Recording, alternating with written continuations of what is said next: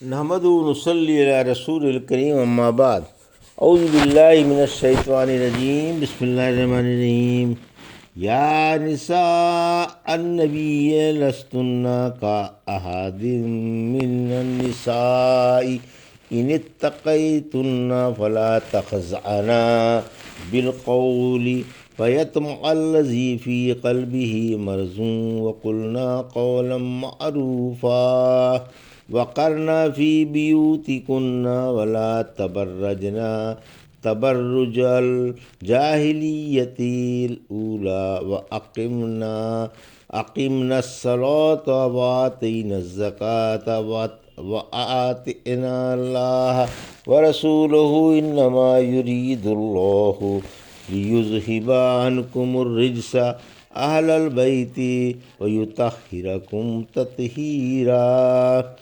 وَاذْكُرْنَ مَا يُتْلَى فِي بُيُوتِكُنَّ مِنْ آيَاتِ اللَّهِ وَالْحِكْمَةِ إِنَّ اللَّهَ كَانَ لَطِيفًا خَبِيرًا۔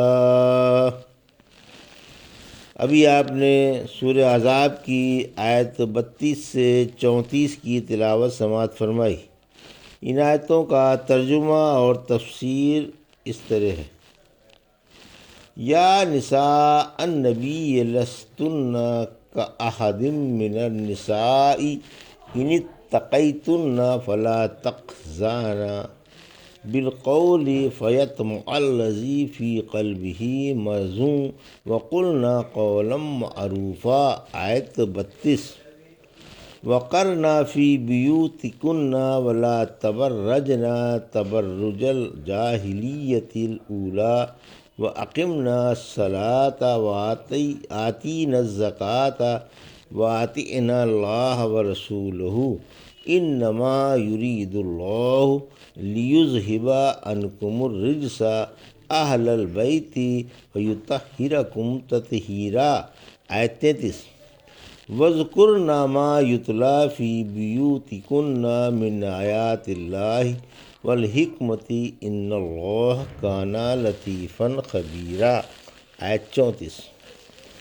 ترجمہ: اے نبی کی بیویوں، تم عام عورتوں کی طرح نہیں ہو، بشرط یہ کہ تم اللہ سے ڈرتی رہو۔ خبردار، نرم لہجے سے بات نہ کرنا کہ جس کے دل میں بیماری ہے اسے کچھ لالچ پیدا ہو، اور دستور کے مطابق بات چیت کرو اور اپنے گھروں میں ٹھہری رہو، اور قدیمی جاہلیت کے زمانے کے مطابق بناؤ سنگار نہ کرو، نماز قائم رکھو، زکوٰۃ دو، اور اللہ کی اور اس کے رسول صلی اللہ علیہ وسلم کی اطاعت کرو۔ اے نبی صلی اللہ علیہ وسلم کے گھر والو، اللہ تم سے پلیدی دور کرنا چاہتا ہے اور تمہیں خوب پاک کرنا چاہتا ہے، اور ان آیتوں اور حدیثوں کو یاد رکھو جو تمہارے گھروں میں پڑھی جاتی ہیں۔ یاد رکھو اللہ بڑا باریک بین اور اچھی طرح سے واقف ہے۔ یہ تھا ترجمہ سورہ احزاب کی آیت 32 سے 34 کا۔ تفسیر: آیت 32۔ امہات المومنین کو چند آداب کا حکم۔ یہ وہ آداب ہیں جن کا اللہ نے ازواج مطہرات کو حکم فرمایا ہے۔ مسلمان عورتوں کو بھی انہی آداب کو مد نظر رکھنے کا حکم ہے۔ فرمایا کہ اگر اللہ کے حکم کے مطابق تم اللہ سے ڈرتی رہو تو تمہیں یہ بات لائق ہے، کیونکہ تم معمولی عورتوں کی طرح نہیں ہو، تمہاری فضیلت اور رتبے کو کوئی عورت نہیں پہنچی۔ پھر فرمایا جب تم کسی سے بات کرو تو نزاکت سے بات نہ کرو، تاکہ جن کے دلوں میں کھوٹ ہے انہیں تمہاری طرف سے کچھ لالچ پیدا ہو، بلکہ ذرا کرخت لہجے میں درشت آواز سے قاعدے کے مطابق سنجیدگی سے بات کرو، یعنی غیر مردوں سے اس طرح گفتگو نہیں کرنی چاہیے جس طرح شوہروں سے بے دھڑک کھل کر بات کی جاتی ہے۔ آیت 33۔ یعنی گھروں سے باہر نہ نکلو، اگر سخت ضرورت کے وقت مجبور ہو کر نکلنا ہی پڑ جائے تو اور بات ہے۔ مسجد میں نماز کے لیے جانا بھی ایک شرعی ضرورت ہے، بشرط یہ کہ مسجد میں آنے کے جو آداب ہیں ان پر عمل کیا جا رہا ہو، جیسا کہ رحمت عالم صلی اللہ علیہ وسلم نے فرمایا، اللہ کی لوڈیوں کو مسجدوں میں آنے سے نہ روکو، اور انہیں بھی اسی حال میں نکلنا چاہیے جس حال میں گھروں میں رہتی ہیں، بناؤ سنگار کر کے نہیں۔ ان کے گھر ان کے لیے بہت اچھے ہیں۔ انس رضی اللہ عنہ فرماتے ہیں، ایک دفعہ عورتوں نے اللہ کے نبی سے آ کر کہا کہ مردوں کو عورتوں پر تو فضیلت ہے ہی، اور وہ اللہ کی راہ میں جہاد کر کے اور بھی فضیلت لوٹ لیتے ہیں، ہمیں بھی کوئی ایسا عمل بتا دیجئے جسے انجام دے کر ہم بھی اللہ کی راہ کے مجاہدوں کے برابر ثواب حاصل کر لیں۔ فرمایا، جو مسلمان خاتون گھر سے باہر نہ نکلے اور اپنے گھر ہی میں رہے، وہ اللہ کی راہ کے مجاہدوں کا ثواب حاصل کر لے گی۔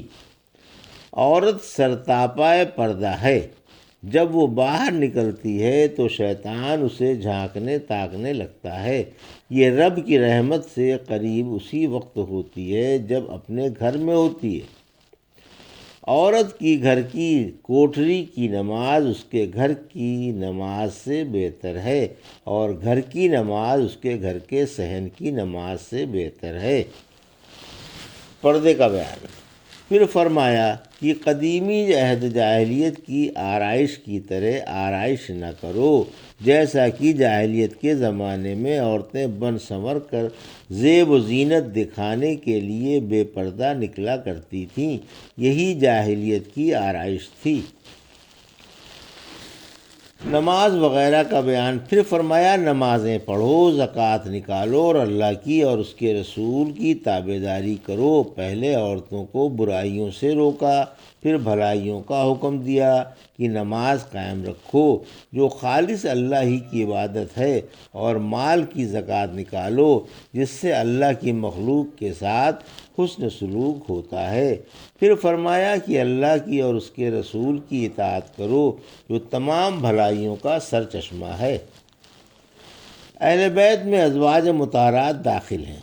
پھر فرمایا کہ اے نبی کے گھر والو، اللہ تم سے پلیدی دور کرنا چاہتا ہے اور تمہیں اچھی طرح سے پاک و صاف کرنا چاہتا ہے۔ یہاں اس بات کی صراحت ہے کہ ازواج مطہرات اہل بیت میں داخل ہیں، کیونکہ یہ آیتیں ازواج مطہرات کے بارے میں اتری ہیں، اور آیت کا شان نزول آیت کے حکم میں شامل ہوا کرتا ہے۔ نیز ازواج مطہرات کے ساتھ اور بھی اس آیت کے حکم میں داخل ہیں، کیونکہ حدیثوں سے عموم حکم کا ثبوت ملتا ہے۔ انس بن مالک رضی اللہ عنہ فرماتے ہیں، رحمت عالم صلی اللہ علیہ وسلم جب صبح کی نماز کو نکلتے تو 6 ماہ تک برابر فاطمہ رضی اللہ عنہا کے دروازے سے گزرتے ہوئے فرماتے تھے، الصلاۃ یا اہل البیت، اے گھر والو نماز کا وقت ہے۔ پھر یہ آیت پڑھتے۔ زید بن ارقم فرماتے ہیں، ایک دن رحمت عالم صلی اللہ علیہ وسلم معخم میں جو مکے اور مدینے کے درمیان ہے خطبہ دینے کے لیے کھڑے ہوئے۔ آپ نے اللہ کی بڑائی اور تعریفیں کی، لوگوں کو نصیحتیں کی اور سمجھایا بجھایا۔ پھر فرمایا، اما بعد لوگوں سن لو، میں ایک انسان ہوں، قریب ہے کہ میرے پاس میرے رب کا قاصد آ جائے اور میں اس کی بات مان لوں۔ میں تمہارے پاس 2 وزنی چیزیں چھوڑے جا رہا ہوں، اللہ کی کتاب جس میں ہدایت و نور ہے، تم اللہ کی کتاب مضبوط پکڑے رہنا، اور آپ نے کتاب اللہ پر ابھارا اور اس کا شوق دلایا۔ پھر فرمایا، اور اپنے اہل بیت کو، اور 3 بار فرمایا کہ میں اہل بیت کے بارے میں تم کو اللہ کا خوف یاد دلاتا ہوں۔ حسین رحمۃ اللہ علیہ نے زید سے پوچھا کہ اہل بیت کون ہیں؟ کیا ازواج مطہرات اہل بیت میں سے نہیں ہیں؟ فرمایا، ازواج مطہرات تو اہل بیت میں سے ہیں ہی، لیکن آپ کے اہل بیت وہ ہیں جن پر آپ کے بعد صدقہ حرام ہے، پوچھا وہ کون ہے؟ فرمایا آل علی، آل عقیل، آل جعفر اور آل عباس۔ پوچھا کیا ان میں سے ہر ایک پر آپ کے بعد صدقہ حرام تھا؟ فرمایا ہاں۔ آیت 34، قرآن و حدیث پر عمل کرنے کا حکم، یعنی اللہ تمہارے گھروں میں اپنے رسول پر جو کچھ اتار رہا ہے، خواہ وہ قرآن ہو یا حدیث، اس پر عمل کرتے رہو، اور اللہ کی اس نعمت عظمہ کو مد نظر رکھو جس کو اس نے تمہارے ساتھ ہی مخصوص فرمایا ہے۔ کسی اور کو یہ نعمت نصیب نہیں، وہی تمہارے ہی گھروں میں اترتی ہے، کسی اور کے گھر نہیں۔ پھر فرمایا کہ اللہ لطیف و خبیر ہے۔ اللہ کی مہربانی ہی سے تم اس رفیع الشان مرتبے کو پہنچی، اور اس نے اپنے علم کے مطابق تمہاری صلاحیت معلوم کر کے تم کو خاص طور پر یہ مقام عطا فرمایا۔ ابن جریر فرماتے ہیں اللہ تعالیٰ کی تم پر جو مہربانی ہے اسے یاد کرو کہ اس نے تمہیں ایسے گھروں میں رکھا جہاں اللہ کی آیتوں کی اور اس کے رسول کی حدیثوں کی تلاوت ہوتی ہے، اس لیے تمہیں اس نعمت پر اللہ کا شکر ادا کرنا چاہیے اور اس کی تعریف کرنی چاہیے۔